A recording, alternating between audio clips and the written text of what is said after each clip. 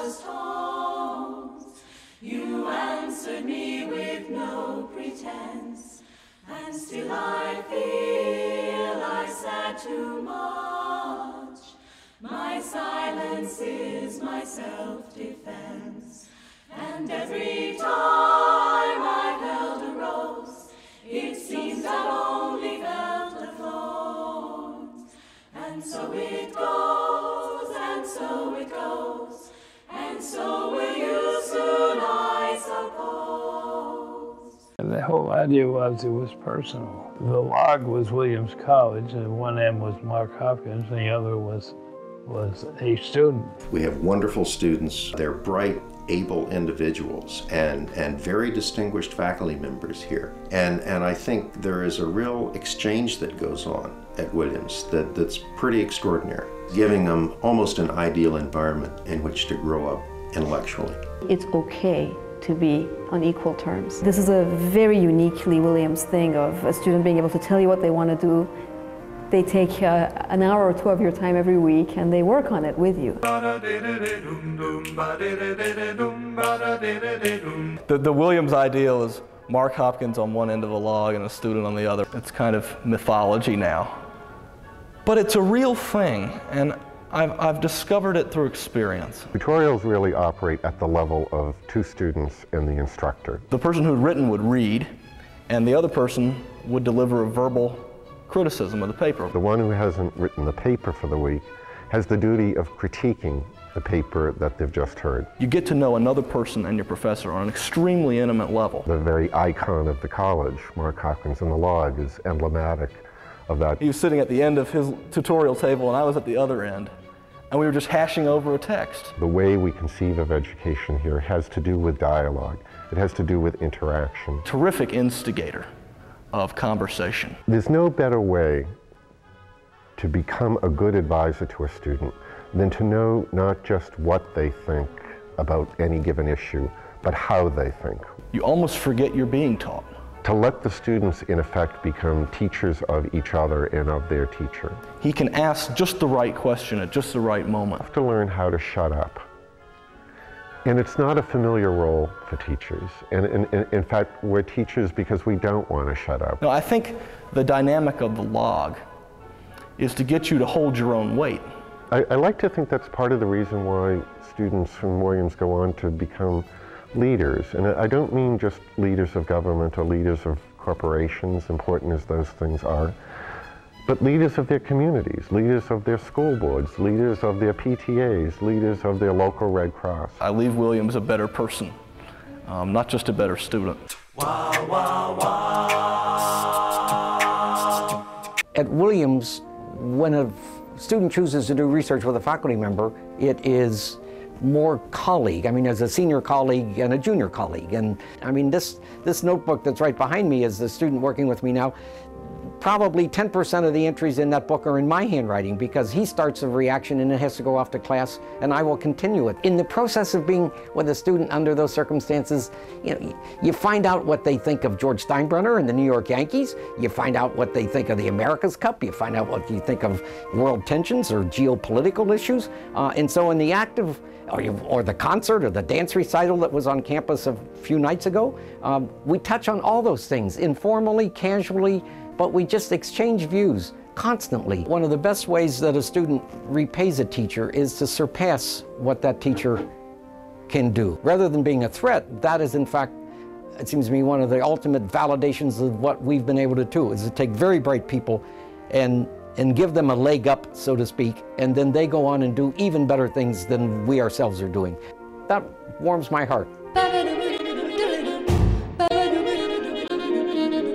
The obvious most important person from Williams College would be my wife, Michelle. We dated for all 4 years at Williams College. We actually got married the day before graduation right there on campus. They met their freshman year at a party. I took my daughter to visit Williams. Purple Cows. Harvard had accepted her, and she came back and said, I've decided I'd rather go to Williams instead. The deans, the professors, everybody cares about you. I think that intimate learning environment is awfully valuable. It has helped mature me and make me a better person and a more intelligent person. She's a junior advisor in a dormitory of freshmen. I'm also a junior advisor. She's the director of a dance troupe up there at Williams College. I don't particularly care for the name of the dance troupe. It's called NBC, that's the acronym, which stands for Nothing But Cuties, because we are nothing but cuties. She was just voted the captain of the volleyball team. And I'm also playing volleyball. I recently got named captain. The beauty is that while at Williams, she has experienced the full buffet of offerings that the school has, and that has been possible because of its size. I would definitely want my children to go to Williams.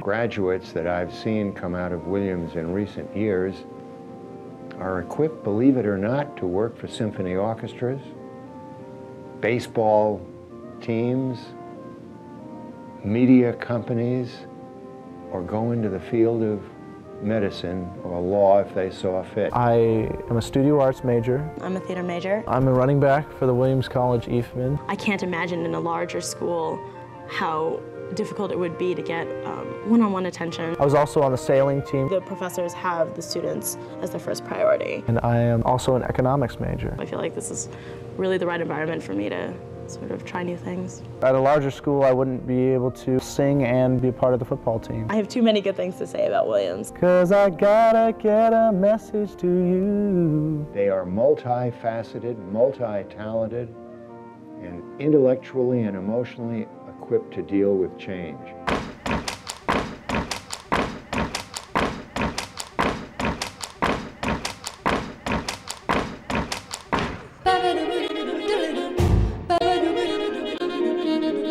The scale of the college makes conversation possible. Catherine Baker was doing independent research on her thesis. We had a weekly coffee meeting. I imagine it was somewhat curious for the visitors of town, me gesturing wildly about the nature of mind and having Catherine stopping the conversation and saying, no, that bit doesn't make sense, or let's try that again, and having the ideas kind of echo off the Spring Street walls. You end up seeing the importance of a place where conversations can happen at all corners of campus and spill over into town.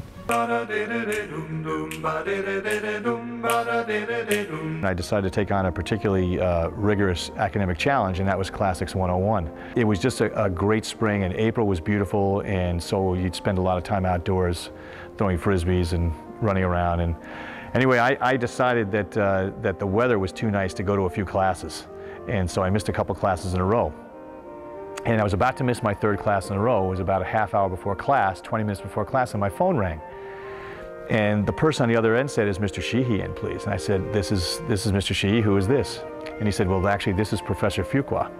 And I said, how are you doing today, Professor Fuqua? He said, well, I'm fine. He said, I'm calling because I would like to invite you to class today. And I noticed that you've missed a couple, but I wanted to personally invite you to class. And I said to him, well, Professor Fuqua, that's an invitation I just can't refuse, so I'll see you in about 20 minutes. So and then we hung up, and I'll never forget that, and I walked into class, and he kind of gave me a thumbs up, and I sat down and just did not miss another class. Wow, wow, wow. Things that they say in the admissions brochure are really true, even though it's embarrassingly positive. Do you mind if I stop by your office and ask about classes or ask about, you know, psychology or whatever? I'm interested in majoring in psychology. She's like, oh, sure, nice, warm person. We sat together a long time to think about how her ideas fit into my research and how we could design a study together. We started my thesis in the fall, and from then on, it was just, you know, Lori and Terry. I probably spend more time with her these days than I spend with my husband.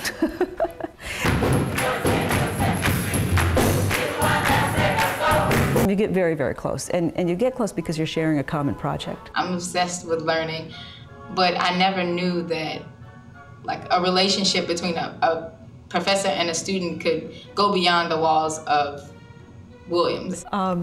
Yes, students do come to my house for dinner. It's not at all, actually, about going out and sharing a beer together or sharing the same kind of music, because we don't.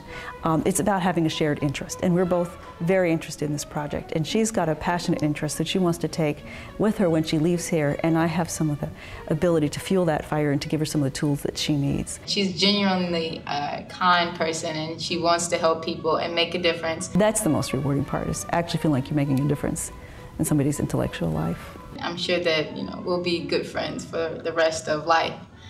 She will be changing the world. I have no doubt about it. I think Professor Hetherington's right. I'm trying to change the world.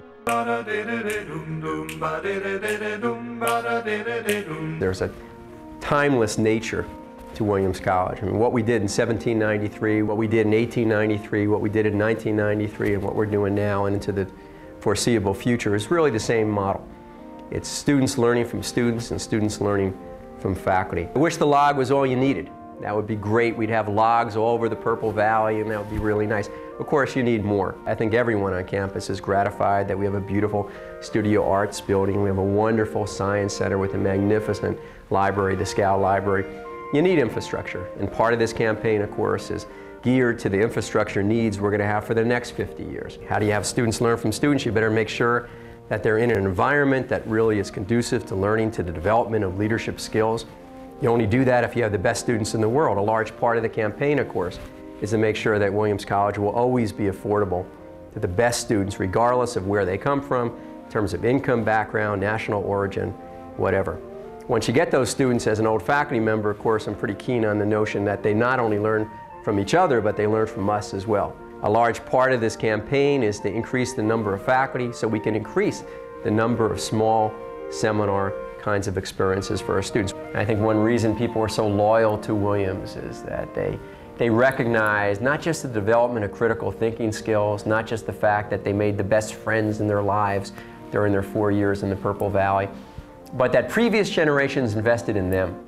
They built the infrastructure, they hired the faculty, they provided the money for financial aid. And I think when they think about their experiences, it's not unusual for them to say, hey, it's time for me to do what previous generations did for me.